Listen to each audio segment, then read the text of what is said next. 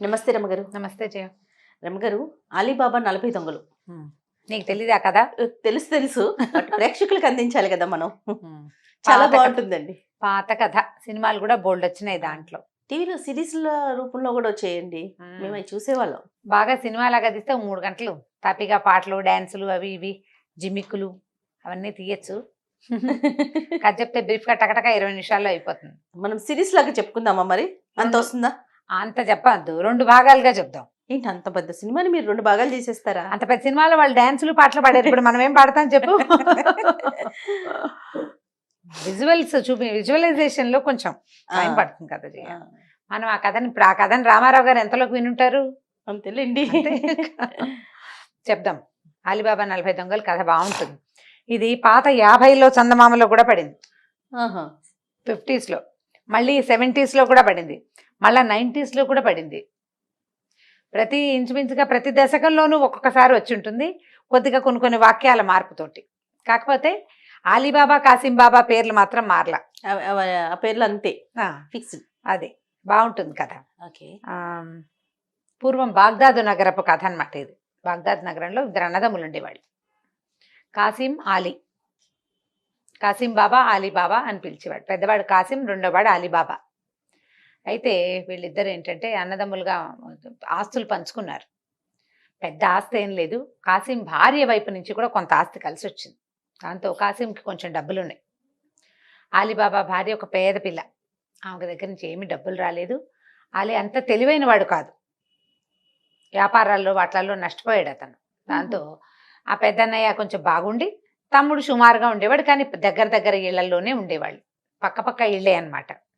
అయితే ఇతను ఏం చేసేవాడు, ఈ ఊళ్ళో సరుకులు కొని గాడిద మీద వేసుకుని పక్క ఊరు తీసుకెళ్ళి అమ్ముకుంటూ ఉండేవాడు. ఎవరు? అలీబాబా. అలీబాబా. ఎందుకంటే మరి పెద్ద ఇక్కడ ఏమి లేదు కదా, సరుకులు కొని సుమారుగా సంపాదన. అంటే ఇది మారకం బేరమే కదా, ఇక్కడ మారుబేరం, ఇక్కడ కొంటాం అక్కడ అమ్మటం, ఏదో కొంత వచ్చేది, ప్రయాణ ఖర్చులు వచ్చేవి. వాళ్ళ వరకు వాళ్ళకి బాగానే ఉండేది. ఒక కొడుకు కూతురు పిల్లలు ఉన్నారు. పిల్లల కథలు పెద్దగా చెప్పబడవు, కానీ అలీకి బాబాకి మాత్రం శుభ్రంగా 1-2 కొడుకులు ఉన్నారు. అన్నయ్యకి పిల్లలు ఉన్నట్టుగా చూపిస్తారు, పిల్లలు లేరు ఒక కథలో. అన్నయ్య కాసింకి పిల్లలు లేరు, అలీబాబాకి పిల్లలు ఉన్నారు. ఇలా 2 వెర్షన్స్ ఉన్నాయి. కాసింకి అయితే పిల్లలు లేరు నేను చెప్పే కథలో, అలీబాబాకు ఉన్నారు. సరే, ఇలా రోజు వెళ్తుండేవాడు అనమాట. ఒకరోజు ఏమైందంటే, ఇతను అడవి దారిలో నడిచొస్తుండగా సడన్ గా విపరీతంగా గుర్రపు డెక్కల చప్పుడు వినపడింది. ఆ కాలంలో గజ దొంగలు తిరిగేవాళ్ళట. ఈ గజ దొంగల లక్షణం ఏంటంటే, ఎవడైనా ఒకడు కనపడితే వాడిని కొట్టి వాడి దగ్గర వస్తువులు లాక్కొని వాడిని సంహరించేసేవాళ్ళు. వాడు బతికుంటే పగ తీర్చుకుంటాడని అనుమానపడేవాళ్ళు. వాడిని సశేషంగా అక్కడ మూసేయటమేనమాట. పైగా వాళ్ళు ఏంటంటే క్రూరులుగా దుర్మార్గులుగాను ఉండేవాళ్ళు. పెద్ద పర్సనాలిటీలు, పెద్ద గుర్రాలు. ఈ గజ దొంగలు చాలా గుర్రాలు వస్తున్న శబ్దం వినపడింది. భయపడిపోయాడు అలీబాబా. అమ్మో, వచ్చేస్తున్నారు. ఉన్నది వాడి బతుకెంత చిన్న బతుకు, ఆ 4 రూపాయలైనా వాళ్ళు లాక్కున్నారు, చంపేస్తారని ఒక భయం ఉంది కదా. దాంతో ఇతను ఏం చేశాడు, గాడిదని ఒక దూరంగా ఒక పెద్ద మర్రి చెట్టు కిందకి వెనకాల కట్టేసేసి కామ్గా చెట్టు ఎక్కి కూర్చున్నాడు. ఆ గాడిదకు 2 క్యారెట్లు పెట్టాడు. నువ్వు నోరు మూసుకుని నుంచో, ఎవరో వస్తున్నారు అంటే. జంతువులకి ఒక రకమైన జ్ఞానం ఉంటుంది, ప్రమాదాన్ని శంకిస్తాయి అవి. అవునండి, దానికి తెలిసిపోయింది ఇక్కడ ఏదో జరగబోతుంది, అందుకే యజమాని చెట్టెక్కేస్తున్నాడని. అది నిశ్శబ్దంగా పోయి ఆ మర్రి చెట్టు వెనకాలను కూర్చుంది, నిశ్శబ్దంగా పడుకుంది. ఇతను చెట్టెక్కేశాడు. చెట్టెక్కేశారు కల్లా ఒక 10 నిమిషాలకు అతనికి అర్థమైంది, అక్కడెక్కడో తిరగడం కాదు, తను కూర్చున్న చెట్టు దగ్గరికే ఈ గుర్రాలు వస్తున్నాయని అర్థమైంది. ఇంకా కొంచెం పైకి ఎగవాకేసి అక్కడ కూర్చుని చూడడం మొదలెట్టాడు. ఈ గుర్రాలు వచ్చినాయి, 40 గుర్రాలు. అవి 40 గుర్రాల మీద 40 మంది జమాజెట్టి లాంటి మనుషులు ఉన్నారు. బ్రహ్మాండంగా ఉన్నారు. పెద్ద భారీ కాయలు, కత్తులు, కటార్లు, పెద్ద మెలితిరిగిన మీసాలు, తలకి తలపాగాలు, గడ్డాలు, చూడ్డానికి భయం కొలిపేలాగా. అంత బలశాలులైన మనుషులు ఒకేసారి గుంపుగా కనపడితే బెదురుస్తుంది ఎవరికైనా. మహాబలశాలు, గొడ్డళ్ళు, పెద్ద పటకా కత్తులు ఉన్నాయి నడుములకి. గుర్రాలు కూడా మంచి బలిసి దిట్టంగా ఉన్నాయి. సరిగ్గా మర్రి చెట్టు కిందకు వచ్చాయి అన్ని. అందరూ గుర్రాలు పెంచి దిగారు. వాళ్ళలో ఒకడు పెద్దవాడు, పెద్ద మెలితిరిగిన మీసాలతో దృఢకాయుడు ఒక ఆయన ముందుకెళ్ళాడు. అంటే అతను వీళ్ళందరికీ లీడర్ అన్నమాట, దొంగల గుంపు నాయకుడు. మిగిలిన వాళ్ళంతా గుర్రాలు దిగి ఏదో హాహా నవ్వుకుంటూ మాట్లాడుకుంటూ వెళ్తున్నారు. అక్కడ ఎక్కడైతే మర్రి చెట్టు ఉందో దాని దగ్గర ఒక కొండ లాంటిది ఉంది, చిన్నది ఒక మాదిరిగా ఉంది. అదేం పెద్ద కొండ కాదు, ఒక మాదిరి కొండ. పర్వాలేదు, కొండ రాయిలాగా ఉంది, ఒక రాయి అంతే. అక్కడికి వెళ్ళి నుంచుని అతను పిలిచాడు అనమాట. తెరుచుకో నువ్వులు అని చప్పట్లు కొట్టాడు. కుల్జా సిమ్ సిమ్ అన్నాడు అనమాట. ఇది 50లో ఉన్న చందమామలో నువ్వులునే ఉంది, అందుకే అది చెప్తున్నాను. తెరుచుకో నువ్వులు అని చప్పట్లు కొట్టాడు. చూస్తూ ఉండగానే ఈ రాయి ఇట్లా పక్కకు జరిగిపోయింది. లోపలికి వెళ్ళడానికి ఒక ఆసరా కనిపిస్తోంది అనమాట. వీళ్ళంతా లోపలికి వెళ్ళారు. ఏవో సంచులు పట్టుకొచ్చారు, ఈ గుర్రాల మీద ఉన్నాయి సంచులన్నీ దింపుకున్నారు. అన్నీ పట్టుకుని వెళ్ళి లోపల పెట్టేసుకున్నారు. కాసేపు అయ్యాక బయటకు వచ్చారు. మూసుకో నువ్వులు అని చెప్పాడు. ఆ రాయి అలా మూసుకుపోయింది. వీళ్ళంతా చక్కగా గుర్రాలు ఎక్కి వెళ్ళిపోయారు. అలీబాబాకి ఏమర్థమైంది, వీళ్ళు ఎక్కడి నుంచో సొత్తు దోచుకొచ్చారు. అవే ఆ బరువైన మూటలు. అదేదో తిండో గోధుమలో పెసలో నువ్వులో కాదవి, ఖచ్చితంగా డబ్బు లేదా నగలు. ఈ తెరుచుకో నువ్వులు అనగానే కదిలిందే రాయి. ఆ లోపల ఏదో గుహ ఉంది. ఇతనికి అర్థమైంది. వీళ్ళు అందులో పెడుతున్నారు. వాడు అన్నదేమిటి, తెరుచుకో నువ్వులు మూసుకో నువ్వులు అన్నాడు, అంతే కదా. సరే ఏం చేశాడు, వీళ్ళంతా వెళ్ళిపోయేదాకా ఉన్నాడు. కొద్దిగా కనుచీకటి అవుతుండగా లోపల అక్కడికి వెళ్ళాడు. వెళ్ళి తెరుచుకో నువ్వులు అని చప్పట్లు కొట్టాడు. కొట్టేసరికి తలుపు తెరుచుకుంది. లోపలికి వెళ్ళి చూస్తే సంచుల కొద్దీ బంగారం, అన్ని బంగారపు నాణేలు, వజ్రాలు, వైఢూర్యాలు, నగలు, కుప్పలు తెప్పలుగా ముత్యాలు, రత్నాలు. ఆశ్చర్యపోయాడు. అమ్మో, వీళ్ళు ఎక్కడెక్కడి నుంచో దోచుకొచ్చి ఇక్కడ దాచిపెట్టుకుంటున్నారని అనుకుని తన దగ్గరున్న సంచుల్లో ఒక 3-4 ఖాళీ సంచుల నిండా నింపేసుకున్నాడు. మూతులు కట్టేశాడు. ఏం చేశాడంటే అక్కడున్న సంచి మొత్తాన్ని లేపుకొచ్చేసాడు అనుకో. మొత్తం సంచి తీపిస్తే సంచి తీసిన ఖాళీ కనపడుతుంది. అలా కాకుండా ఒక్కో సంచిలోంచి ఒక్కో దోసెడు చొప్పున పోసుకొచ్చాడు. గుర్తు తెలియకుండా తెలివిగా చేశాడు. పట్టుకొచ్చేసాడు బయటికి. ఆ కంచరగాడిది ఉంది కదా, సరే దాని మీద వేసుకున్నాడు. అది ముయ్యలేదు నిజానికి, తను ఇంకా దాని మీద ఎక్కల. బయటకు వచ్చి ఏం చేశాడు, మూసుకో నువ్వులోని చప్పట్లు కొట్టాడు. యథాతథంగా ద్వారం మూసుకుపోయింది. కామ్గా చీకట్లో పడి ఇంటికి నడుచుకుంటూ వెళ్ళిపోయాడు. వెళ్ళిపోయి భార్యకి తలిపేయి, నీకు రహస్యం చెప్తానండి, గాడిదని లోపల తీసుకెళ్ళిపోయాడు. మామూలుగా గాడిదని వాకిట్లో కట్టేసి లోపలికి వెళ్ళేవాడు. గాడిదని ఇంటి పక్క నుంచి పెరట్లోకి నడిపించుకుంటూ తీసుకెళ్ళి ఆ సంచులన్నీ లోపలికి చేర్చాడు. పిల్లలు పడుకున్నాక, పిల్లలు నిద్రపోయిన తర్వాత భార్యకి చూపించాడు. చూపిస్తే సరే భార్య ఆశ్చర్యపోయింది. చెప్పాడు, ఎవ్వరికి చెప్పద్దు, 2వ కంటి వాడికి తెలియనివ్వద్దు అంటే సరేనంది భార్య. ఏమనుకున్నారు, ఇది బయట పెట్టద్దు, ఇంటి వెనకాల ఒక గొయ్యి తీసి పాత పెట్టుకుందాం, కొన్నాళ్ల తర్వాత తీసుకుందాం అని భావించారు. ప్లాన్డ్గానే ఉన్నారు. అయితే ఈ భార్యకి కొలిచి పెట్టుకోవాలని కోరిక. ఇన్ని డబ్బాల సొమ్ము మన దగ్గర ఉందని తెలుసుకోవాలి కదా, ఇన్ని మానికలు. మానడు డబ్బా ఉంటుంది కదా, మనం మరకము మానిక అంటారు. అందుకని ఏం చేసింది, మన ఇంట్లో మానిక లేదు, అక్కయ్య గారింటికి వెళ్ళి మానిక తెస్తానంది. ఈ అలీబాబా వద్దన్న అమ్మాయి వినలే. నేను అవన్నీ చెప్తానా ఏమిటి, మానిక తీసుకొస్తాను అంతే, కొలుచుకోవటానికి అని చెప్తాను, ఏం కొలుస్తావేంటే గోధుమలు అని చెప్తా, ఏముంది అని. అయితే సరే వెళ్ళింది. ఈ లోపల మళ్ళీ అలీబాబా ఏం చేశాడు, నిశ్శబ్దంగా చీకటి మాటన శబ్దం కాకుండా వెనకాల పెరట్లో గొయ్యి తవ్వటం మొదలుపెట్టాడు. ఈవిడ చీకట్లోనే పోయి తోడుకోడలేంటి తలుపు తట్టింది. అక్క మీ మరిది ధాన్యం తెచ్చాడు, కొలుచుకోవడానికి మానిక లేదు, మానికిస్తావా అనేసరికి తోడుకోడలు భలే తెలివిగలైంది కాసిం బాబా భార్య. ఆవిడేమనుకుంది, అసలు వాడు ఏనాడు ఒక మానిక వడ్లు కానీ గోధుమలు కానీ తెచ్చాడు వాడి బతుక్కి. మానిక పట్టుకెళ్తుందంటే ఒక 6, 10, 16 ఉన్నాయి గ్యారంటీగా.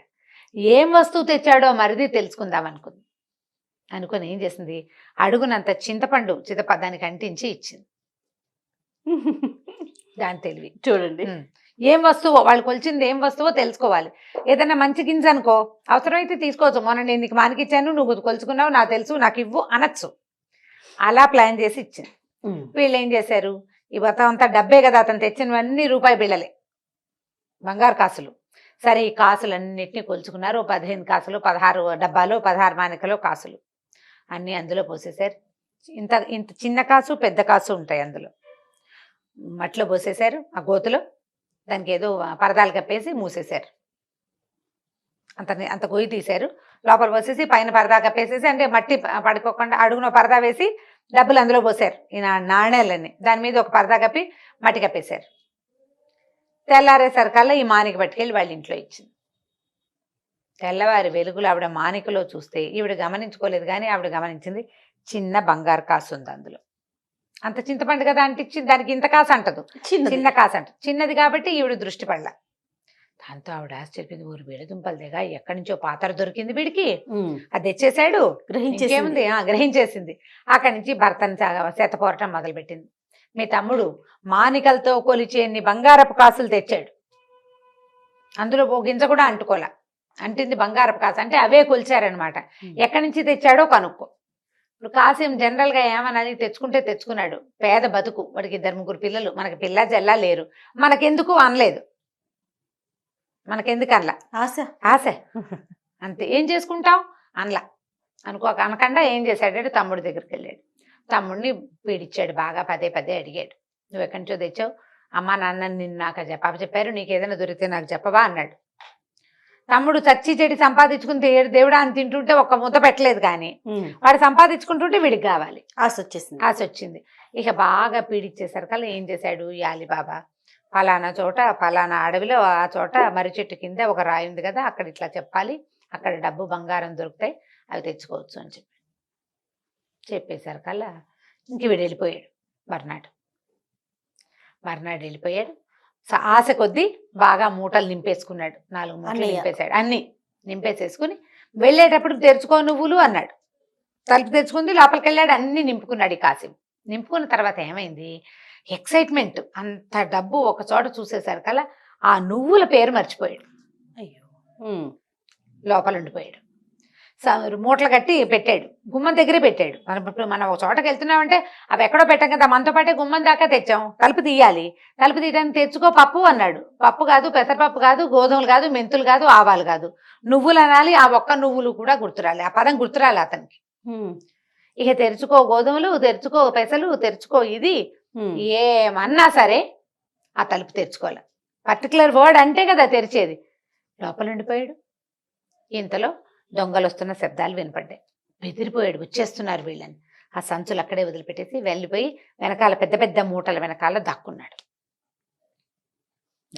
వెనకాల మూటలు అక్కడే వదిలేశాడు. మరి భయానికి ఆలోచన ఉన్నవాడైతే అసలు నువ్వులు మర్చిపోయేవాడు కాదు, అది ఆలోచన ఉన్నవాడైతే తమ్ముడిని సాయం తీసుకుని తెచ్చుకునేవాడు. వాటికి ఆలోచన లేదు, తొందరపాటు, ఆశ, ఆ రెండే ఉన్నాయి.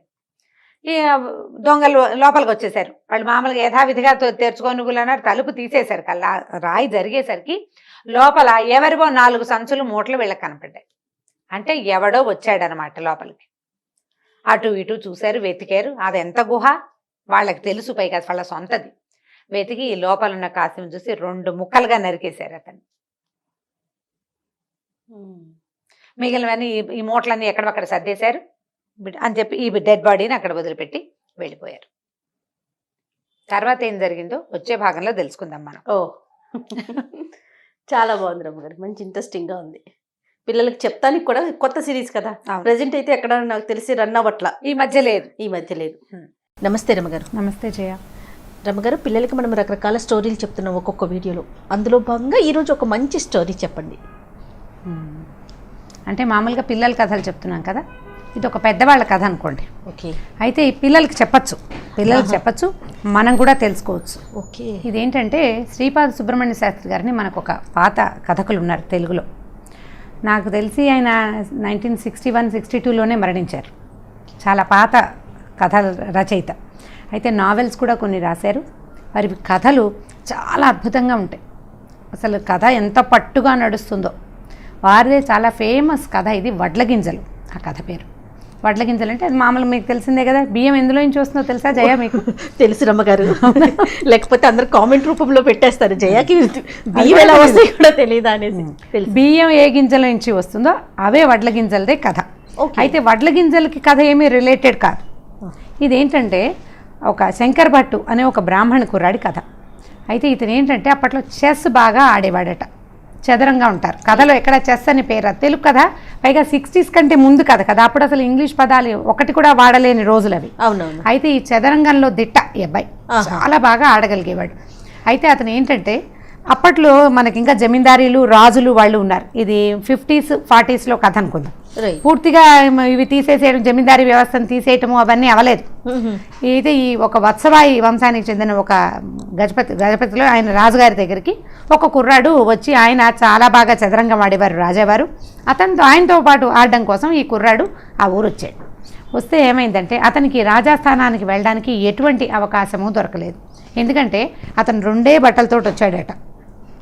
ఓ గావంసా కట్టుకున్నాడు, ఓ గావంసా పైన కప్పుకున్నాడు. అప్పట్లో చొక్కాలు వేసుకునేవాళ్ళు కాదు చేయ, అంత పాత కథ అనమాట. షర్ట్ లేదు, ఒక నడుముకు ఒక టవల్ లాంటిది, అంటే మన చిన్న సైజు లుంగీ లాంటిది కట్టుకుని పైన కప్పుకునేందుకు ఒక ఉత్తరీయం లాంటిది మాత్రమే ఉంది. అయితే బ్రాహ్మడు కాబట్టి ఇప్పుడు చేయట్లేదు, కానీ పాత రోజుల్లో ప్రతి బ్రాహ్మణులు ప్రతి వాళ్ళు నిత్యం సంధ్యావందనం, త్రికాల సంధ్యావందనం చేసుకునేవాళ్ళు. పొద్దున, మధ్యాహ్నం, సాయంత్రం 3 సంధ్యల్లోనూ సంధ్యావందనం చేసేవాళ్ళు. చక్కగా విభూతి బొట్టు అది పెట్టుకుని కళగా బాగుంటాడు. కానీ ఇతని వేషధారణ చూస్తే రాజుగారి దగ్గరికి వచ్చేటప్పుడు కొంచెం మంచి బట్టల్లో రావాలి కదా, మనం అదే ప్రజెంటబిలిటీ ఉండాలి. ఇతనికి ఆ ప్రజెంటబిలిటీ లేదు. అతనుకున్న ప్రజెంటబిలిటీ ఏంటంటే మొహంలో ఒక వర్చస్ ఉంది, బొట్టు పెట్టుకున్నాడు. అప్పుడు అందరూ సామాన్యంగా అందరూ విభూతి బొట్లే పెట్టుకునేవాళ్ళు. అయితే ఈ రాజుగారి దగ్గర ఒక మంత్రి ఉన్నాడు. అతను ఈ కుర్రాన్ని లోపలికి రానివ్వలేదు. అయితే ఈ రాజు దగ్గరికి వెళ్ళే అవకాశం కుదరలేదు. ఆ రోజుల్లో ఏంటంటే ప్రతి అరుగు మీద ఈ చదరంగం ఆట నడుస్తూ ఉండేది. తర్వాత అప్పట్లో సానివాడలు అవి ఉండేవి, పథకాల కథ కదా, అక్కడ ఇళ్లల్లో కూడా చదరంగం నడిచేది. అప్పుడు ఏముంది, టీవీలు లేవు, కాలక్షేపం ఏదో ఒకటి కావాలి కదా. పచ్చీసు అవి ఆడుకునేవాళ్ళు, మనకు తెలిసిందే కదా, పచ్చీసు, దాయకట్టం ఆడడము అలాంటివి ఆడేవాళ్ళు. పేకలు కూడా ఆ రోజుకి లేవు, కార్డ్స్ ఆడడం లేదు, చదరంగమే ఆడేవాళ్ళు. చదరంగం తెలివిగల వాళ్ళ ఆట. ఈ రాజుల ఇళ్లల్లో వాకిళ్లలో అరుగులుండి పొద్దునే భోజనాలు అవి చేసేసి ఏవో చిన్నపన్న పనులు చేసుకునేవాళ్ళు. వ్యవసాయదారులు అయితే వ్యవసాయం చేసిన మధ్యాహ్నాలు ఖాళీ కదా, చదరంగం ఆడేవాళ్ళు. ఈతను ఏం చేసేవాడు, ఈ ఊర్లో తిరుగుతూ ఈ ఊళ్ళో నడిచెళ్తుండేవాడు. ఓ చోట చదరంగం ఆడుతూ కనపడేవాళ్ళు. వాళ్ళు ఆడుతుంటే మెల్లిగా పక్కకి వెళ్తాం, మన దగ్గర కూర్చోవటం, అది కాదు ఇది పెట్టండి అని 2వ కాయ పెట్టించడం చేసేవాడు. ఎవరి పక్షాన అయితే ఇతను కూర్చున్నాడో వాడు ఖచ్చితంగా గెలిచేవాడు. మంచి తెలివితేటలున్నవాడు. తెలివి అతను బాగా ఆటొచ్చు. 2 సార్లు అయ్యేసరికల్లా వీడికి ఏదో ఉపాసన ఉంది, అందుకే వీడు గెలుస్తున్నాడు అనుకున్నారు. కొద్ది రోజులు, మరో 4 రోజులు గడిచినాయి. ఈసారి ఈ మొదటి పెద్ద వీధులు కాకుండా చిన్న వీధుల్లో ఆడే ఆటల దగ్గర కుర్రాళ్ళు ఆడతారు. ఇంత పెద్ద పెద్ద వాళ్ళు రాజులిళ్లలో పెద్దవాళ్ళు. రాచవీధులు అంటే రాజుగారి కోటకి చుట్టుపక్కల ఉన్న మెయిన్ స్ట్రీట్స్ వదిలిపెట్టేసి పక్క లైన్లలోకి వెళ్ళడం మొదలుపెట్టాడు. ఈ పక్క లైన్లలో కుర్రాళ్ళు ఆడుకుంటారు చిన్నవాళ్ళు, వాళ్ళ ఆటలు కూడా సెట్ చేయటం మొదలుపెట్టాడు. 2 రోజులు గడిచేసరికల్లా వీడు యాక్టివ్గా ఉండటం, తర్వాత ఇతని ఆటలో ఉన్న చురుకుదనం 3 ఎత్తుల్లో కట్టేయటం అవతల వాళ్ళని, అది వాళ్ళు తెలుసుకున్నారన్నమాట. వీడి దగ్గర చాలా ప్రజ్ఞ ఉందని. అతను కూడా తిరగటం మొదలుపెట్టారు. అప్పటిదాకా అతనికి ఒక గావంచాను, పైన ఒక గావంచా, కింద ఒక గావంచా మాత్రమే ఉన్నాయని చెప్పామా. పూటకోళ్ళ ఇంట్లో ఎవరో ఒక వేదరాజు పెద్దమ్మ ఇంట్లో భోజనం చేసేవాడు. వీళ్ళు మా ఇంట్లో భోజనం అని వీళ్ళందరూ తలా ఒక పూట అతన్ని భోజనానికి తీసుకెళ్ళేవాడు. ఈ భోజనానికి తీసుకెళ్లిన కుర్రాళ్లలో ఒకడికి సాని వీధులు అంటే ఆడవాళ్ళు ఉండే ఒక లైన్లో మంచి ఫ్రెండ్స్ ఉన్నారు. అక్కడ బాగా ఆట జరుగుతుందండి, మనం అక్కడికి వెళ్దామని ఒకరోజు ఇతన్ని అక్కడికి తీసుకెళ్ళాడు. కానీ డ్రెస్ మార్చుకోవడానికి ఒప్పుకోలే అతను.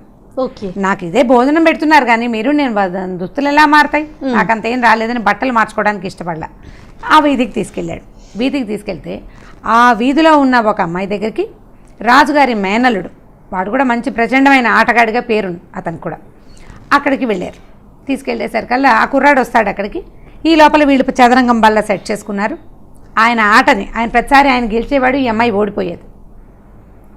ఈ అమ్మాయి తలుపక్కన నుంచుని ఇతను ఆ అమ్మాయికి ఆట ఎలా కట్టాలో చెప్పాడు. 3 ఎత్తుల్లో రాజుగారి మేనల్లుడు ఓడిపోయాడు. ఆయన ఆశ్చర్యపోయాడు. ఎలా చేసావు నువ్వు, ఎప్పుడు నువ్వు ఓడిపోతావు, ఈసారి ఎలా గెలిచావంటే నాకు ఒక తాయెత్తు దొరికిందని చెప్తుందన్నమాట. ఇలా ప్రతి లైన్లో ఎక్కడెక్కడ చదరంగం ఆడతారో వాళ్ళందరినీ పట్టుకున్నాడు ఇతను. అయిన తర్వాత ఏం చేశారు, వీళ్ళు ఈ కుర్రాళ్లలో కొంతమంది, మీరు మాతోటి చిన్న చిన్న వాళ్ళతో ఆడడం ఏంటండి, రాజావారు అద్భుతమైన ఆటగాడు చదరంగంలో, ఆయన కొట్టేవాడు లేడు ఈ పరగణాల్లో, కాబట్టి మీరు రాజుగారితో ఆడాలన్నారు. అప్పుడు ఇతను ఏం చెప్పాడంటే, నేను వెళ్ళాను, మంత్రి నాకు ప్రవేశం ఇవ్వలేదు, రాజు దగ్గరికి వచ్చేటప్పుడు మంచి బట్టల్లో రావాలి, ఏదైనా పట్టుకురావాలి రాజుగారికి బహుమతిగా ఇవ్వడానికి, ఓ పండో ఫలమో తేవాలి, ఇతని దగ్గర ఏమీ లేవు.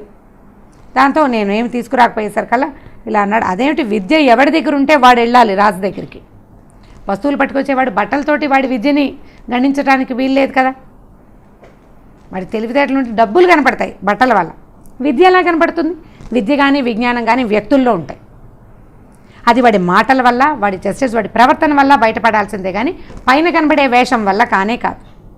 అందంగా అలంకరించుకుని చక్కగా హ్యాండ్సమ్గా కనపడే ఆడవాళ్ళకి కానీ మగవాళ్ళకి కానీ మీరు చదువు వచ్చని, బాగా మాట్లాడతారని, బాగా విద్య ఉందని మనం అనుకోలేం.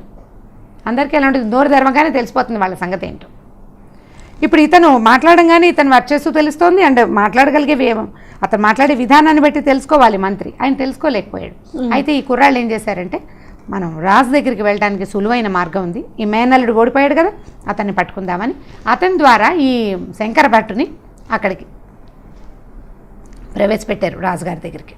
సరే, ఆట మొదలు పెట్టేసరికల్లా రాజుగారికి అర్థమైంది, ఎదురుగుండా ఉన్నవాడు చాలా టఫ్ ఆటగాడు, అంత సులువు కాదు. అయితే ఒక ఏనుగుని కదపటం అనే ఎత్తు దగ్గర ఆట ఆగిపోయింది. వాళ్ళు ఏం చేసేవాళ్ళంటే, ఎక్కడ ఆగిందో ఎంతసేపు ఆలోచించినా తర్వాత ఎత్తు కుదరలేదనుకో, ఇవాళకి రెస్ట్ అని అది కదపకుండా ఉంచుకునేవాళ్ళు. మళ్ళీ నెక్స్ట్ డే ఆడుకోవచ్చు. ఎందుకంటే మనలాగా చిన్న చిన్న కాయిన్స్ అవి కాదు కదా. రాజుగారు పెద్ద బల్ల, ఇవన్నీ దంతంతో చేసిన ఉండేవి. ఈ ముందుండే భటులు, తర్వాత ఉండే ఏనుగులు, గుర్రాలు, రాజు రాణి, రాజు మంత్రి ఉంటారు కదా, ఇవన్నీ కూడా దంతంతో చేసినవి పెద్ద పెద్దవి. ఇవాళ ఎలా వదిలిపెట్టారో అలాగే ఇప్పుడు మన దగ్గర చెస్ ఛాంపియన్షిప్ అవుతాయి కదా, అవి కూడా తర్వాత ఎత్తు పేపర్లో రాసి పెట్టడాలు అవన్నీ ఉంటాయి. బోర్డ్స్ కదపరు. ఓకే. ఈ బోర్డు కదపకుండా శంకరప్ప ఇంటికి వెళ్ళిపోయాడు. రాజుగారు ఆలోచిస్తున్నారు. చీకటి పడిపోయింది. చీకటి పడ్డాక ఏ రాజుకు తట్టింది, ఏం ఆడచ్చు? ఒక గుర్రం ఇచ్చి ఒక సైన్యాధిపతిని పంపించాడు. ఉన్నట్టుండి ఈ తంగిరాల శంకరప్పని తీసుకురమని. ఓకే. అనేసరికల్లా ఏనుగు వస్తే వస్తాను, ఊరికే రానని చెప్పాడు. నేను శంకరప్ప గుర్రం మీద రాను, నేను ఏనుగు మీద వస్తాను అన్నాడు. వీడు వెళ్ళి వెనక్కి వెళ్ళి ఈ సైన్యాధ్యక్షుడు రాజుగారు ఇలా అన్నాడండి అనగానే అప్పుడు ఆయనకి స్ట్రైక్ అయింది. ఆ ఆటలో గెలవాలంటే ఏనుగుని కదపాలి. ఈయన గుర్రాన్ని కదిపి ఆడదాం అనుకున్నాడు. గుర్రం కదిపితే ఓడిపోతాడు. గుర్రంతో రాలా శంకరభట్టు. దాంతో ఆయన వెంటనే ఏనుగుని పంపించి, ఆయనకు ఒక భద్రగజం ఉంటే ఆ గజాన్ని పంపించి ఇవన్నీ తీసుకెళ్ళాడు. నువ్వే గెలిచావు, నాకు ఎత్తు కుదరలేదు అని చెప్పి ఈయనకి అఖండమైన సన్మానం చేసి చాలా ప్రైజ్ చేశారు. చాలా విశేషమైన సన్మానం చేశారు. ఈ సన్మానం జరిగినప్పుడు ఆయన రాజుగారు అడిగారు, నేను పూర్తిగా నన్ను గెలిచేసావు, నువ్వు ఈ పరగణాలో నన్ను గెలిచేవాడు లేడు, నీకేం కావాలో చెప్పు, ఏం కావాలంటే అది ఇస్తానన్నాడు రాజు. అంటే ఈయన ఏమన్నాడంటే, అవన్నీ నాకు ఎందుకండి, బ్రాహ్మణ్ణి, మీరు ఊళ్ళు ఇస్తారు, ఆ ఊళ్ళు ఇస్తారు, ఈ ఊళ్ళు ఇస్తారు, వాటిని పరిపాలించడం నాకేమొచ్చు? బ్రాహ్మణ్ణి పూజ చేసుకుంటాను, దేవతార్చన చేస్తాను, అన్నం వండుకు తింటాను, అంతకంటే ఏం చేయను కదా. కాబట్టి వడ్ల గింజలు ఇవ్వండి చాలు నాకు అన్నాడు. ఎన్ని వడ్లు కావాలంటే అన్ని తీసుకోమన్నాడు రాజు. అంటే లెక్క ప్రకారం ఇవ్వండి, ఎలాగోలాగా ఎలా తీసేసుకుంటాను నేను. లెక్క ఏంటంటే, చదరంగం బల్ల ఉంది కదా, గళ్ళు కనపడతాయి. మొదటి గడిలో ఒక గింజ, తర్వాత దాంట్లో 2, తర్వాత దాంట్లో 4, తర్వాత 8, 16, 32 అట్లా డబల్ చేస్తూ పెట్టండి అన్నాడు. వడ్ల గింజలు లెక్క పెట్టి పెట్టాలి. ఎంత సింపుల్గా ఉందండి. ఎన్ని అవుతాయి? మహా అయితే ఎన్ని అవుతాయి, అంతే కదా. కొలిపించి లెక్క పెట్టి కొలిపించి పంపిస్తామన్నారు. అందరికీ నవ్వొచ్చింది. ఏమిటి పిచ్చి బ్రాహ్మడు, రాజుగారు ఒక ఊరు ఇస్తాడేమో, చక్కగా ఓ అగ్రహారమో 2 అగ్రహారాలు, ఆయన ఒకటి ఇవ్వాలనుకున్నాడు, 2 అడిగితే ఇచ్చేవాడు. వడ్ల గింజలు అడిగాడు. ఏమిట్రా వీడి తెలివి, వీడేదో అఖండమైన తెలివితేటలు ఉన్నవాడని అనుకున్నాం మనము. ఇంత ఆటగాడంటే వాడికి చాలా తెలివి. చదరంగా మాడడం అంటేనే బ్రెయిన్ షార్ప్ అని అర్థం. అవును, చిన్న పొన్న ఆటగాళ్ళకే షార్ప్గా ఉంటుంది. ఈ రాజుగారినే ఓడించగలిగిన ధీశాలకి ఇంకా బోల్డంత ఉండాలి. దాంతో అందరూ నవ్వుకున్నారు. చీకటి పడే వేళకి ఈ లెక్క పెట్టాలి కదా, మర్నాడు అనమాట.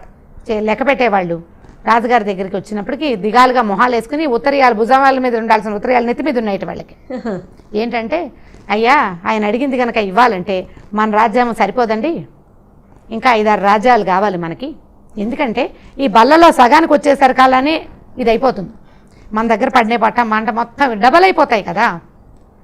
ఇప్పుడు 100-200 అవుతుంది, 200 300 కాదు, 200 400 అవుతుంది, 4 8 అవుతుంది, 8 16 అవగానే 16 తర్వాత వచ్చే అంకెలు ఎంత పెద్దవి అవుతాయి. సగం నిండేసరికి ఈ సగం గళ్ళు అయ్యేసరికి అలానే మన రాజ్యంలో ఉన్న మొత్తం వడ్ల గింజలు అతనికి ఇచ్చేయాల్సి వస్తాం మనం. ఇంత లెక్క తేలుతుంది. ఆ అంకె వేయటానికి ఒక లైన్, ఒక పొడుగాటు టావు పేజీ చాలదట. అప్పట్లో ఏం చేసేవాళ్ళు, మన దగ్గర వాటిని పేపర్ టావులు అంటారు, వాటిని ఈ తెల్ల కాగితాలని. మా చిన్నప్పుడు కూడా టావ్ అనేవాళ్ళు. అసలు ఆ టావు పదమే ఇప్పుడు నేనే అంటున్నాను చాలా కాలం తర్వాత. ఆ మొత్తం పేజీ ఎంత రాసినా ఆ అంకెలు ఆ సున్నాలు కూడట్లేదన్నమాట అని చెప్పేసరికి అలా రాజుగారు ఇతను ఈ రకంగా కూడా తన తెలివి చూపించాడని మర్నాడు ఏం చేశారంటే రెండో రోజు, మొదటి రోజు ముందు రోజు సాయంకాలం ఏనుగుని పంపించారు, మర్నాడు సన్మానం చేశారు. మూడో రోజు పొద్దున అతన్ని తీసుకొచ్చి తనతో పాటు ఈ రాజు సింహాసనం మీద కూర్చోబెట్టి ఆయన లేచి ఈయన పాదాలు పట్టుకున్నాడు రాజు. ఇది చాలా సామాన్యమైన తెలివి కాదు, చాలా అద్భుతమైన తెలివితేటలు. ఈ రాజ్యం నీది, నువ్వు కూర్చో అంటేనే నీ పక్కన కూర్చుంటా, అబ్బాయి ఇది నాకు ఇచ్చేయమంటే నేను వెళ్ళిపోతాను. అప్పుడు ఈయన ఏమన్నాడంటే, నా సంగతి ఏమిటో మీకు తెలియజేయడం కోసమే, ఈ ఊళ్ళో వాళ్ళకి తెలియజేయడం కోసమే నేను చెప్పాను, కానీ రాజ్యం తీసుకుని నేనేం చేస్తాను ప్రభు, మమ్మల్ని పాలించగలిగిన వాళ్ళు మీరే. ఇతనికి తెలివితో పాటు వినయం కూడా ఉంది. అప్పుడు ఈ రాజుగారిని సింహాసనం మీద కూర్చోబెట్టి మీతో పాటు ఆడేందుకు, జీవితం అంతా మీ దగ్గర ఆడేందుకు అవకాశం ఇవ్వండి నాకు అని చెప్పి ఒప్పుకున్నాడు అనమాట. సో ఈ వడ్ల గింజల కథ, ఇప్పుడు ఈ కథ రాసిన శ్రీపాద సుబ్రహ్మణ్య శాస్త్రి గారు ఇది విన్నారో చూసారో మనకైతే తెలియదు. ఇది 50లలో రాయబడిన కథ. ఇలాంటి కథల్ని పిల్లలకి చెప్పచ్చు. ఇది మంచి తెలివితేటలు ఉన్న కథ కదా. ఇప్పుడు మనం పజిల్స్ అవి చెప్తాం పిల్లలకి, క్వశ్చన్స్ వేస్తాం రకరకాల పజిల్స్. 10-12 ఏళ్ల పిల్లలకి ఇలాంటి స్టోరీ చెప్పచ్చు. వాళ్ళు కూడా లెక్క పెట్టడానికి ట్రై చేస్తారు, మెదడుకి పదును పెడతారు. ఈ మ్యాథమెటిక్స్ని తెలివిగా వాడుకోవటం అనేది భారతదేశంలో చాలా ముందు నుంచే ఉంది. ఇప్పుడు వీళ్ళు చెప్పే పజిల్స్ ఇవన్నీ కూడా ముందు నుంచే ఉన్నాయి. ఇది ఇంకా పెద్ద పజిల్ కదా, అందరికీ ఎంత ఒక బస్తాడు గింజలు అవుతాయి అనిపించింది, ఎన్ని కోట్ల బస్తాలైనా ఇవి కదా. కాబట్టి ఈ స్టోరీస్ కూడా పిల్లలకి చెప్పచ్చు. ఇది చిన్న పిల్లలకి కాదు, ఓ 12 ఏళ్ళు 11 ఏళ్ళు వస్తే పజిల్స్ చేయటము, క్వశ్చన్స్కి ఆన్సర్ చేయటము వచ్చే ఏజ్ పిల్లలకి కనుక ఈ కథ చెప్తే ఇది మీరు తెలుసుకోవటము మంచిదే, పిల్లలకి చెప్పడము మంచిదే. క్లియర్గా చెప్తున్నాను, శ్రీపాద సుబ్రహ్మణ్య శాస్త్రి గారు రాసిన వడ్ల గింజలు కథ. ఇది తెలుగు మామూలు ఇలా నేను మాట్లాడుతున్న తెలుగులో ఉండదు, కొద్దిగా పాతకాలపు భాష, పూర్తి గ్రాంధికం కాదు, పాతకాలపు బ్రాహ్మణ భాష. అర్థమైన వాళ్ళు, తెలుగు వచ్చిన వాళ్ళు, చాలా మందికి తెలుగు రాకపోవచ్చు, వచ్చిన వాళ్ళు చక్కగా చదువుకుంటే అలాంటి కథలు చాలా ఉన్నాయి. సుబ్రహ్మణ్య శాస్త్రి గారు నాకు ఫేవరెట్ రైటర్స్లో ఆయన ఒకరు. మనము రాబో వీడియోలో సుబ్రహ్మణ్య శాస్త్రి గారి స్టోరీస్ కథలు ఇంకేమైనా 1-2 మనం చెప్పుకోవచ్చు. ఇది పిల్లలకి చెప్పడానికి యూజ్ అవుతుంది. రైట్ రమ్మగారు, థ్యాంక్ యూ సో మచ్ రమ్మగారు. ఓకే చేయాలి. ఒక భార్య భర్త ఉన్నారట ఒక ఊళ్ళో. ఓ పుల్లమ్మ పుల్లయ్య అనుకుందాం. మీ అమ్మాయికి నచ్చుతాయా ఈ పేర్లు? ఖచ్చితంగా. సరే, పుల్లమ్మ పుల్లయ్య. ఈ పుల్లమ్మ కొద్దిగా అమాయకురాలు, కొంచెం, బాగా కాదు, తనకు కొన్ని తెలుసు, కొంత అర్థం కాదనమాట. సరే, అతను ఏం చేశాడట ఆ పుల్లయ్య ఒకరోజు ఏదో ఊరు వెళ్ళాల్సి వచ్చి ఏమే నేను ఊరు వెళ్ళాలి, రాత్రికి రాను, రేపు పొద్దుటికో రేపు మధ్యాహ్నానికి వస్తాను, తలుపు జాగ్రత్త అని చెప్పాడు. జాగ్రత్త అంటే సరే, తలుపు జాగ్రత్త. ఈవిడేం చేసింది, అన్నం వండుకు తింది, తర్వాత ఏమో కూర్చుని తలుపు కేసి చూస్తుంది. అలా చూస్తూ కూర్చుంది. తలుపు జాగ్రత్తగా చూడమన్నాడు భర్త, చూస్తుంది. ఇంతలో ఏమైందంటే పక్కింటి ఒక వెంకయ్య గారు ఒక ఆయన నుంచి, ఏమమ్మోయ్ మీ అమ్మకు ఒంటో బాగుండలేదట, ఆ ఊరు నుంచి వచ్చిన వాడు ఎవడో చెప్పాడు, ఒక్కసారి మీ ఆయన ఎలాగూ లేడు కదా, వెళ్ళి మీ అమ్మని చూసిరా అన్నాడు. అనేసరికి ఈవిడేమనుకుంది, సరే వెళ్తే బాగానే ఉంటుంది, మరి ఇల్లు ఎలాగా, ఈ తలుపు ఏమో జాగ్రత్తగా చూడమన్నాడు, ఈ తలుపును వదిలిపెడితే ఎలా కుదురుతుంది? అవును, తలుపును వదిలిపెట్టి వెళ్ళకూడదు. భర్త ఖచ్చితంగా చెప్పాడు, ఆయన చెప్పిన పని తూచా తప్పకుండా చేయాలి మనం. అందుకని ఏం చేసింది, జాగ్రత్తగా ఒక చిన్న గుణపం ఒకటి పట్టుకుని కాస్త అలాగా గోడను తవ్వి తలుపుని చేత్తో తీసుకుంది. ఊడబీకింది అనమాట, సింపుల్గా ఊడబీకి సంకలో పెట్టుకుంది. ఇప్పుడు పాతకాలపు ఇల్లు అంటే పెద్ద ఇల్లు కాదు కదా, సుమారైన గుడిసెలు, పెద్ద తలుపు కాదు, ఒక మాదిరి తలుపు, ఒక మనిషి ఒక మాదిరిగా మోయగలరు దాన్ని. ఈ తలుపుని సంకలో పెట్టుకుని నడవటం మొదలుపెట్టాక ఏమైంది, ఆ వెళ్తుంటే ఒక్కతే వెళ్ళిన అలవాటు అమ్మాయికి లేదు పాపం. ఎవరితోటని వెళ్ళే దారి వేగ్గా తెలుసు తనకి, కాకపోతే ఈ ఒక్కతే వెళ్ళేసరికి అలా పైకి ఈ తలుపు జాగ్రత్త, ఈ తలుపుని సెన్సేపు తలుపు జారిపోతుంటుంది, దాని పైకి సంకలోకి ఎగ తీసుకోవాలి. ఈ గోళ్ళ పడి ఎక్కడో 2 మలుపులు దాటేసింది పక్కకి. దాటేసరికి చీకటి పడిపోయింది, తెలిసిన దారిలాగా కనపడలే. ఇప్పుడు రాత్రిపూట లైట్లు ఉండవు, ఊళ్ళకి మధ్యలో ఏమో అడవులు లాంటివి, చిన్న చిట్టడవులు లాంటివి ఉంటాయి, ఎంతో కొంత చెట్లు తోపులు ఉంటాయి, నెరాబాగా ఇప్పుడు రోడ్లలాగా ఉండవు కదా, అది లేదు. ఇప్పుడు ఏం చేయాలి బాగా ఆలోచించి, సరేలే చీకటి పడింది, ఎలాగూను సాయంకాలం వాళ్ళు ఏమో పట్ల 5:30-6 గంటలకు అన్నాలు తినేసేవాళ్ళు. అన్నం తినేసాం, ఏ చెట్టో ఎక్కి పడుకుంటే తెల్లారేసరికి తెల్లారంటే ఇప్పుడు మన ఊళ్ళల్లో తెల్లారటం మనకు 6:30 అయితే కానీ తెల్లారదు. పాతకాలపు ఊళ్ళల్లో 3:30 నుంచి తెల్లారిపోయేది, వేగి చుక్క కనపడంగానే తెల్లవారిపోతుంది. మెల్లిగా దారి వెతుక్కుని వెళ్ళొచ్చు అని చెప్పి ఏం చేసింది, మెల్లిగా ఒక నిద్రగన్నేరు చెట్టు చూసుకుని, కాస్త పెద్దగా వెడల్పుగా ఉంటుందన్నమాట, ఎలాగో ఈ తలుపు ఉందిగా, చేతులు దీన్ని కింద పెడితే ఎవరన్నా పట్టుకుపోతాయి, అందుకని దీన్ని ఎక్కించింది ముందు. చెట్టు ఎక్కించి తను కూడా అలాగా చెట్టు ఎక్కి కూర్చుంది. కాస్త వెడల్పుగా ఉన్న కొమ్మ మీద తను పడుకుని కాస్త ఏటవాలుగా ఉన్న 2 కొమ్మల మీద తలుపు పెట్టింది, నిద్ర పట్టేసింది.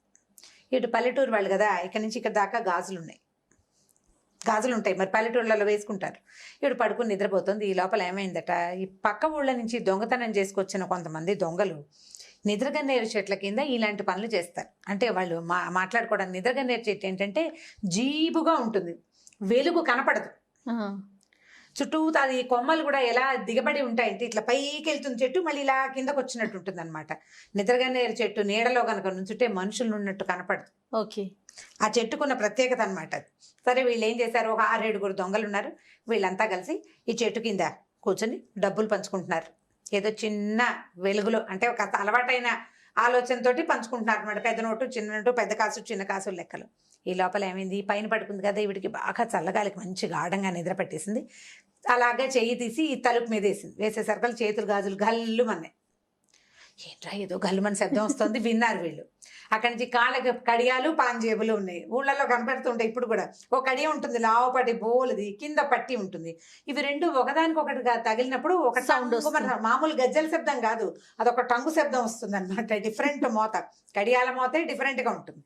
ఇది ఒక టంగు, ఈ గల్లు 2 వినిపించినాయి. ఈ లోపల ఏమైంది, వీడికి కాస్త గాలికి మెలకు వచ్చింది. మెలకు వచ్చి నిద్రలో మనుషులు ఎలా ఆవలిస్తారు అంటే సంస్కృతిగా నాగరికంగా ఆవలించరు, అని పెద్దగా నోరు తెరిచి ఆవలిచ్చింది. ఆవలింత, గాజులు, కడియాలు, ఈ మోతలన్నిటితోటి ఏదో దయ్యం రోయ్, మనమేమో చేరింది నిద్రగన్నేరు చెట్టు, ఏదో ఉంది పైన వీళ్ళు బెదిరే లోపల ఏమైంది, అమ్మాయి మంచి ఆవలింత తీసింది, గబుక్కుని పక్కకి తిరిగి పడుకోపోయింది. తనేమో వెడల్పాటి కొమ్మ మీద పడుకుంది, ఏటవాళ్ళ కొమ్మ మీదేమో తలుపు చల్లబడి పెట్టింది.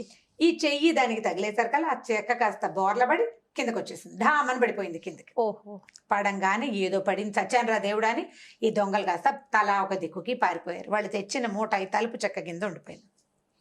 ఆవిడకి మెలకు రాలేదు, చల్లగాలి నిద్రతోటి. సరే తెల్లారేసరికి మెలకు వచ్చింది, 3:30కో 4కో చూసుకుంది. తలుపు చెక్కేది, అమ్మయ్యో ఎవరో పట్టుపోయారనుకుని గబగబా చెట్టు దిగింది. చూస్తే కింద ఉంది చెక్క. ఈ తలుపు చెక్క ఎత్తేసరికల్లా కింద మూటలు కనపడేసరికల్లా ఏమిటో మూటని ఆ మూట చంకలో పెట్టుకుంది. మెల్లిగా తలుపుచ్చుకుని బయలుదేరింది. ఈ వెళ్ళగా ఏమైంది, తెల్లవారే టైంకి ఆ అమ్మాయికి భర్త ఎదురొచ్చాడు. ఆయన వచ్చేస్తున్నాడు, పని అయిపోయింది, పొద్దునే వస్తానని చెప్పాడు కదా, పొద్దున మధ్యాహ్నం వస్తానన్నాడు. ఇదేమిటో ఇదే వచ్చావు, ఈ తలుపు ఏమిటంటే నువ్వే కదటయ్యా తలుపు, జాగ్రత్తగా చూడమన్నా అంటే, నీ బొందా నేను చూడమన్నది అది కాదు, తలుపు జాగ్రత్తగా వేసుకోమన్నాను, నువ్వు ఆ మాట చెప్పలేదంటుంది ఈవిడ. నువ్వు చెప్పలేదు కదా, జాగ్రత్త నాకు, అందుకని చేత్తో పుచ్చుకొచ్చాను. సరే ఈ మూట ఏమిటంటే, ఈ మూట ఇక్కడ దొరికింది, తలుపుకి కింద కనిపించిందని చెప్పింది. చెప్పేసరికల్లా వీళ్ళు ఏమనుకున్నారు, ఇప్పుడు ఇంత బంగారపు వస్తువులు ఉన్న మూట ఊరు పట్టుకెళ్తే ఎట్లా, ఆ ఊరేమో పల్లెటూరు. సరే పక్కనున్న జమీందారు గారి ఇంట్లో అప్పచెప్పుదామని చెప్పేసి ఈ తలుపు చెక్కని నెత్తి మీద పెట్టుకున్నారు భర్త గారు. ఈవిడ ఈ మూట మోసుకుంటూ పోయారు ఇద్దరు కలిసి. వెళ్ళేసరికల్లా ఏమైంది, ఆయన తెల్లబోయాడు. ఈ తలుపు మోసుకురావటం ఏమిటి, ఇవేం తెలివితేటలు, మన ఊళ్ళలో ఆడాళ్ళకి ఇంతంత తెలివితేటలు ఉంటున్నాయని వాళ్ళందరూ నవ్వారు. ఈ మూట చూసేసరికల్లా సరే ఊడ తీస్తే బోలెడని నగలు దాంట్లో. అక్కడి నుంచి చిన్న మూటలతోటి చాలా డబ్బులు కూడా కనపడ్డాయి. అంటే ఎవరో వ్యాపారస్తుడు అయి ఉండాలి, అంటే ఈ రోజుకి ఈ లెక్క అని లెక్కలు రాసి పెట్టుకుంటారు. తర్వాత తనఖా వ్యాపారులు ఉంటారు, ఆ రోజుకి వచ్చిన వస్తువును మూటగట్టి రసీదులు పెట్టుకుంటారు, ప్లాండ్ గా పెడతారు కదా. అట్లా ప్లాండ్ గా ఉన్న చాలా మూటలు, అక్కడి నుంచి బోల్డంత బంగారం, పెద్ద మూటలతోటి డబ్బులు కనపడేసరికల్లా ఆ రోజట ముందు రోజు రాత్రి ఆ ఊళ్ళో ఉన్న సుబ్బిశెట్టి గారనే ఒక శెట్టి గారింట్లో పెద్ద దొంగతనం అయితే మొత్తం ఊడ్చుకుపోయారు దొంగలు. ఆయన అక్కడ లబోదిబోమని ఏడుస్తున్నాడు. ఈ లోపల నగర పాలకుడు వచ్చాడట, ఆ ఊరి పాలకుడు. ఆ సుబ్బిశెట్టి గారింట్లో దొంగలు పడ్డారు అయ్య గారు అని చెప్పడానికి. ఏవో నగలు వచ్చినాయి, ఈ అమ్మాయి ఎవరో పట్టుకొచ్చింది, తెల్లవారుజామున దొరికినాయట, ఇవి అవి ఒకటేనా చూడమంటే ఆ సుబ్బిశెట్టి గారిని పిలిస్తే ఆయన మూట ఉడదీసి మొత్తం బంగారం అంతా సేమ్ వాళ్ళ ఇంట్లో ఏం పట్టుకెళ్లారో అదంతా ఇక్కడ ఉంది. వీళ్ళ దగ్గర లిస్టులు ఉంటాయి, తనఖా వ్యాపారస్తుల దగ్గర విడిగా పుస్తకం రాసి పెట్టుకుంటారు కదా, పుస్తకాన్ని దీన్ని సరిపోల్చి చూసుకుని వాళ్ళ ఇంట్లో పోయిన ప్రతి రూపాయి ఈ మూటలో ఉందని తెలుసుకున్నారు. ఇన్నేళ్ల నుంచో దొంగతనాలు చేస్తున్నారు. ఫస్ట్ టైం వాళ్ళు దొంగతనం చేసిన వస్తువు వీళ్ళకి దొరికింది అనమాట. సరే అక్కడి నుంచి ఆ వస్తువులన్నీ సుబ్బిశెట్టి గారు ఇచ్చారు, ఆయన వాళ్ళకి ఇచ్చేశారు. ఇచ్చేస్తే ఆయన ఏమన్నాడు, బంగారు తల్లి నువ్వు ఎక్కడ మంచిదానివమ్మా, ఇవన్నీ నువ్వు చేత్తో పుచ్చుకుపోయినా మీ ఊళ్ళో మీరందరూ పనిచేసుకున్నా నాకు తెలిసేది కాదని ఆ అమ్మాయికి కడియాలు అందులో అన్ని కొత్త వస్తువులు ఇచ్చారు. ఆ వస్తువు ఉన్న మూటలో నుంచి తలా ఒక వస్తువు ఇచ్చి బంగారం శుభంగా వెళ్ళిరామా, నీ తలుపు జాగ్రత్త నా అదృష్టానికి వచ్చింది అని చెప్పి పంపించారు. ఈ జమీందార్ గారు ఇంత బుద్ధిమంతరాలు అమ్మాయి, దొరికిన వస్తువులు అది పట్టుకురావడం, అక్కడ భర్త కూడా ఒప్పుకున్నాడు కదా, ఇద్దరు కలిసి మూట పుచ్చుకుని పారిపోకుండా వేరే రాజ్యానికి వెళ్ళిపోతే వీళ్ళని అడిగేవాళ్ళే లేదు. అందుకని ఆయన కూడా చాలా మెచ్చుకుని ఏదో కొంత డబ్బిస్తే వీడు ఊళ్ళే, అంతకుముందు వీళ్ళకి ఏం లేదు పాపం, 2 ఎకరాల పొలం కొనుక్కుని హాయిగా సంతోషంగా ఉన్నారు. నమస్తే రమగారు. నమస్తే జయ. రమగారు, మనసు కోతి వంటిది అంటారు. అంటే కోతి చంచలమైంది కదా, ఎక్కడ స్థిరంగా ఉండదు, దాని ఇష్టానుసారం అది పరుగులు పెడతానే ఉంటుంది. మనసు కూడా అంతే. దీనికి రిలవెంట్గా ఏమైనా స్టోరీస్ ఉన్నాయా? బోల్డ్ అని ఉన్నాయి. అసలు ఈ పదం ఎందుకు వచ్చింది అంటారు రమగారు? ఎందుకంటే కోతిలాగానే మనసుకి కుదురుండదు జయ. మనం చూడు, కళ్ళు మూసుకుని ధ్యానం చేద్దాం అనుకుంటాం, చాలా మంది చేస్తారు కదా. ధ్యానంలో బుద్ధి నిలవడానికి సంవత్సరాలు పడుతుంది తెలుసా. 1 రోజు 2 రోజులు కాదు, 2-3 రోజులకి మనం కొంచెం పర్వాలేదుగా సెటిల్ అవుతాం. మొదటి రోజు కళ్ళ ముందు ఏమిటో తెరలుగా ఇదైపోతున్నట్టు, 1 నిమిషం కళ్ళు మూసుకుంటే 2 గంటలు కళ్ళు మూసుకుని ఫీలింగ్ వస్తుంటుంది. అక్కడి నుంచి ప్రతిదీ అప్పుడే గుర్తొస్తుంది. అప్పుడే మన దృష్టి, బుద్ధి, ఆలోచనలు వేరే వేరే విషయాల మీదకి వెళ్తాయి. మనం భూమధ్యంలో దృష్టి పెట్టాలంటే కళ్ళు తిరిగిపోతున్నట్టు, తల తిరిగిపోతున్నట్టు, బీపీ వచ్చి పడిపోతున్నట్టు అలా అనిపిస్తుంది. ఆ మనసుని కదలకుండా నిశ్శబ్దంగా నిశ్చలంగా ఉంచడం బహు కష్ట సాధ్యం. కోతిలాగానే దానికి ఏం పని లేకపోయినా అది అటు ఇటు కదులుతుంది. చెయ్యో కాలో ముక్కొముతో ఏదో ఒకటి ఆడిస్తూ ఉంటుంది. చక్క కరెక్ట్ అయిన పొలిక. నువ్వు ఎంత కంట్రోల్ చేసినా, ఇప్పుడు నువ్వు మామూలుగా ఇలాగే చూస్తాం, నేరుగా చూస్తాం కానీ మన కళ్ళు ఎదుటి వస్తువు మీద ఉండవు. బుర్ర ఎక్కడెక్కడెక్కడెక్కడికో పరిగెడుతుంది. మనసు ఎక్కడికో పోయింది అనుకో, కళ్ళు ఎదుటి వస్తువుని చూడను కూడా చూడవు. అవును, పరిపరి విధాలు పోతూ ఉంటుంది మనసు. దానికి ఒక్క క్షణం కూడా కామ్గా ప్రశాంతంగా బుద్ధి ఉండదు. కోతిలాగానే మంచి పోలిక. ఈ మనసుని కంట్రోల్ చేసుకున్న వాళ్ళని మనం అసలు చూడలేం. వాళ్ళు మామూలు మనుషుల మధ్యలో ఉండరు. అది చాలా కష్టసాధ్యమైన సంగతి. కథ ఒకటి బాగుంటుంది, ఇంట్రెస్టింగ్గా చెప్దాం. పూర్వకాలంలోనంటే ఒక గురువు గారు ఉండేవారు. ఆయన దగ్గర ఒక 5-6 శిష్యులు ఉండేవాళ్ళు. ఏదో చదువుకునేవాళ్ళు, గురువుగారు ఏదో చెప్తూ ఉండేవాడు. అయితే ఈయన ఏం చేసేట, రోజు చిన్న గురువింద గింజ ఎంత ఉంటుంది, నలకంత చిన్నది, అంత బంగారాన్ని ఒక శిష్యుడి చేతిలో పెట్టేవాడు. అబ్బాయి ఇది అమ్మి డబ్బులు పట్టుకురారా అని. వీడెళ్ళి డబ్బులు పట్టుకొచ్చేవాడు. పట్టుకొస్తే ఇక్కడ ఖర్చులకి ఈ 10 మంది 5-4 శిష్యులు, వాళ్ళ ఈయన కుటుంబము, ఆయన తాలూకు ఇంకా పశుపక్షాదులు ఉండే, వీళ్ళందరికీ ఆహార పదార్థాలు సరిపోయేది. రోజు కాదు కానీ తరచుగా ఇచ్చేవాడు. అయితే మిగిలిన శిష్యుల్లో పెద్దగా ఈ గురువింద గింజ బంగారం మీద ఉండేది కాదు, గురువుగారు వీడికే ఇస్తున్నాడని ఉండేది కాదు, ఆ వచ్చిన డబ్బుతో తాము తింటున్నావని ఉండేది కాదు. వాళ్ళ చదువేదో వాళ్ళ లోకమేదో. విద్యార్థుల లక్షణం. మిగిలిన వ్యవహారాలు వాళ్ళకి పట్టవు. ఒక్కోడు ఉంటాడు, ఏమిటి ఈ ప్రిన్సిపల్ లెక్చరర్ ఏం మాట్లాడుకున్నారు, లెక్చరర్కి ఇవాళ గంట ముందు రావాల్సిన వాడు గంట లేట్గా ఎందుకు వచ్చాడు, రోజు లేట్గా వస్తున్న లెక్చరర్ని ప్రిన్సిపల్ ఏమీ ఎందుకు అనట్లేదు. ఇలాంటి ఆలోచనలు ఉంటాయి. విద్యార్థి లక్షణాలు ఏమి ఉండవు. విద్యార్థి లక్షణం కాదు అది. మనం చదువుకోవటం, మనకి పాఠం వచ్చిందా రాలేదా, మనకి చెప్తున్నారా లేదా. పాఠం చెప్పకపోతే అడుగుతారు కానీ మిగిలిన అడగరు. మొత్తం విద్యార్థి లక్షణం అదే. ఈ ఒక్కొక్కడికి చెప్తున్నాక వీళ్ళకి అక్కర్లేని విషయం ఉండదు. అలాగే ఈ శిష్యుడికి మొదట గురువింద గింజంత బంగారానికి ఎక్కడ రేట్ వస్తుందో కొన్నాళ్ళు పరిశ్రమ చేశాడు దాని మీద. అదయింది. అక్కడి నుంచి గురువిందంత ఈ గింజ బంగారము ఒరిజినల్లా కాదా అని టెస్ట్ చేయించాడు 4-5 కంసాల దగ్గర. ఆ ప్రోగ్రాం కూడా అయింది. ఇక తర్వాత ప్రోగ్రాంకి ఏం చేశాడు, ఈ బంగారం ఎక్కడి నుంచి తీస్తున్నారు గురువు గారు. ఈయన ఓ చెట్టు కింద కూర్చొని జపం చేసుకుంటాడు. లేచి వచ్చి ఆ గురువింద గింజ పెడతాడు. అంటే జపం చేసిన బ్రిటిష్ ఏమైనా సంపాదిస్తున్నాడా ఈయన, ఎక్కడి నుంచైనా తవ్వుతున్నాడా, ఏ చెట్టు త్వరలో నుంచి తీస్తున్నాడా, రోజు అబ్జర్వ్ చేసేవాడు. చేయగా కొన్నాళ్ళకి అడిగేశాడు అనమాట గురువుగారు. బంగారం ఎక్కడదండి అంటే ఈయన కతుక్కుమన్నాడు. ఆయనకి ఒక పాత దొరికింది. దాంట్లో నుంచి దాన్ని తీసుకుంటున్నాడు. పాత ఎక్కడో మన పాత పెట్టిన బంగారం అనమాట, ఎక్కడదో ఒక పాత కాలం అన్నట్టుది. దాంట్లో నుంచి ఒక చిన్న ముక్కలు చేసి వాటిని కరగబెట్టి చిన్నగా చేసి పెట్టుకున్నాడు. ఆ ముక్క తీసుకొచ్చి ఇస్తాడు. ఇప్పుడు అది చెప్తే వీడికి ఇంకేముంది, నాకు బంగారం చేయటం వచ్చురా అబ్బి, తయారు చేయటం వచ్చు. గురువు ఆజ్ఞ ప్రకారం ఆయన ఇన్ని రోజులకు ఒకసారి గురువింద గింజంతా చేయమన్నాడు. అది చేస్తున్నాడు. శిష్యులకి విద్యార్థులకి భోజనం పెట్టమన్నాడు. అది చేస్తున్నామన్నాడు. అక్కడి నుంచి కుర్రాడు వెంటనే అప్పటి నుంచి గురువు గారికి కుడి చెయ్యి ఎడం చెయ్యి అన్ని వాడే అయిపోయాడు. ఆ బంగారం తయారు చేసే మార్గం ఏంటో తెలుసుకోవాలి. ఇక రోజు గురువుగారు చెప్పిన పని చెప్పని పని చేత్తో చెప్పిన కాలుతో చెప్పిన పని చేత్తో చేసేసేవాడు అనమాట. బహుశ్రద్ధగా ఆయన చెప్పింది విని ఆయన వెనకాలే తిరిగేవాడు. చాన్నాళ్ళు అయ్యాక కొంతమంది విద్యార్థులు వెళ్ళిపోయారు, కొత్త విద్యార్థులు ఎవరూ చేరారు. ఈ కుర్రాడు అడిగాడు, ఈ కుర్రాడు కూడా చదువు అయిపోయింది, వెళ్ళిపోతానన్నాడు. గురువు అనేసరికి ఆయన అన్నాడు, నాయన నువ్వు ఎంతో మంచివాడివిరా, చక్కగా సేవించావు నన్ను, మిగిలిన పిల్లలంతా వాళ్ళ చదువేదో వాళ్ళ లోకం ఏదో, నువ్వు మాత్రం చాలా బాగా సేవించావు, నీకేమన్నా కావాలంటే చెప్పు, ఏదైనా నువ్వు చదువుకోదలుచుకున్నావు, ఏదైనా నువ్వు నేర్చుకుంటావా, నీ ఏమంటారు జీవితానికి ఉపయోగపడేది ఏదైనా అడిగితే చెప్తానన్నాడు. గురుగారు నాకు అవి ఇవి వద్దండి, ఆ బంగారం చేసే మార్గం ఏమిటో చెప్పండి అన్నాడు. అనేసరికి నా గురువుగారు అమ్మ దొరికాను రా వీడికి అని అనుకుని బాగా ఆలోచించాడు. ఈ లోపల వీడి కళ్ళు మూసుకుని ఆలోచిస్తున్నాడు. బంగారం కనుక ఇస్తే తయారు చేసే విద్య వస్తే నేను ఇల్లు కట్టచ్చు, వాకిళ్ళు కట్టచ్చు, మేడలు కట్టచ్చు, ఒక వాడంతా బంగారంతో చేసుకోవచ్చు. తర్వాత చిన్న పొన్న ముక్కలు అమ్ముకుంటూ హాయిగా గడపచ్చు, నేనే రాజునైపోవచ్చు, నేను అదైపోవచ్చు, నేను ఇదైపోవచ్చు. బాగా ఊహల్లో తేలిపోతున్నాడు అనమాట. గురువుగారు అది ఇంద్ర భాగ్యం, చెప్తాను నేను నీకు చెప్తానన్నాడు అని బాగా రసం వచ్చే పసరు వచ్చే ఆకులు ఏమున్నాయిరా మన చుట్టుపక్కల అన్నాడు. కుర్రాడు బాగా ఆలోచించి చిక్కుడాకండి అన్నాడు. చిక్కుడాకులు బాగా ఆకు నలిపితే సులువుగా నలిగిపోతుంది, మెత్తట పసరు వస్తుంది, ఆకు పసరు బాగా వస్తుంది. అయితే సరేరా నేను నీకు ఒక మంత్రం చెప్తానని చెవిలో ఒక మంత్రం చెప్పాడు. నువ్వేం చేయాలంటే రాత్రిపూట ఈ మంత్రం బాగా జపించు 108 సార్లు. చిక్కుడాకుల రసాన్ని ఏ రాయి మీద పోసినా నీకు వెంటనే ఈ మంత్రం వల్ల బంగారం అయిపోతుంది. గుండ్రాయి కావాలి మనకల్లా, కాబట్టి మట్టి గిట్టి రాళ్ళు బంగారం అవ్వదు, కేవలం గుండ్రాళ్లే అవుతాయి. కొండరాళ్ళు అవి ఉంటాయి కదా, వాటిని సంపాదించుకోకాల్సింది. ఆ కొండరాయి ఓ చోట పెట్టి ఈ మంత్రాన్ని 108 సార్లు పునశ్చరణ చేసి చిక్కుడు రసం కనుక దాని మీద పోసి ఆ మంత్రాన్ని చదువుతుండగా కనుక పోసావా బంగారం అయిపోతుంది. దీనికి ఒకే ఒక్క నియమం ఉందిరా, ఈ పని చేసేటప్పుడు నువ్వు కోతిని గుర్తు చేసుకోకూడదు, కోతి మాట తాగకూడదు. కోతిని తలిచావా బంగారం అవ్వదు, కోతిని తలుచుకోకుండా ఉండాలి.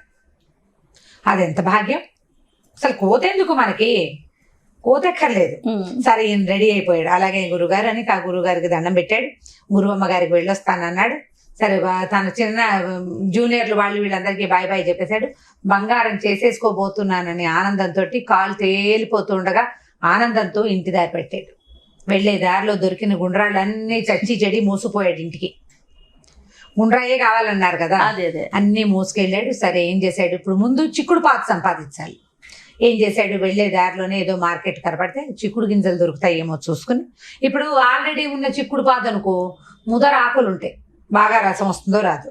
ఫ్రెష్గా మనం ఒక చెట్టు పెంచుకుంటే ఫ్రెష్ ఆకులకి రసం బాగా వస్తుంది. ఎంత చిక్కుడు రసం పోస్తే ఆకు రసం పోస్తే అంత బంగారం. అందుకని చిక్కుడు గింజలు పట్టుకెళ్ళాడు. ఇంటికి వెళ్ళి అమ్మ నాన్న అందరినీ పలకరించాడు, అది ఇది చెప్పుకున్నాడు. చిక్కుడు గింజలు పాతాడు. బోలెడు చిక్కుడు పాదులు వచ్చినాయి, అన్నీ గుబురుగా పాకిచ్చాడు. ముళ్ళ కంచెలు అవి పెట్టి చిక్కుడు పాదులకి వాటికి ఏం చేస్తారు, చిక్కుడు పాదు పెట్టాక అది తెసలేస్తుంది, తీగేయంగానే ఓ చెట్టు కొమ్మ ఒకటి పెద్దది ముళ్ళ కొమ్మ అయినా పర్వాలేదు కొట్టి దాని పక్కనే పాతేమనుకో ఈ కొమ్మ చుట్టుతా పాకేస్తుంది. అట్లా కంచెల మీదకి పాకిస్తే ఎంచక్క చిక్కుడుకాయలు కాస్తాయి, అంతకంటే ఎంచక్క ఆకులు ఉంటాయి.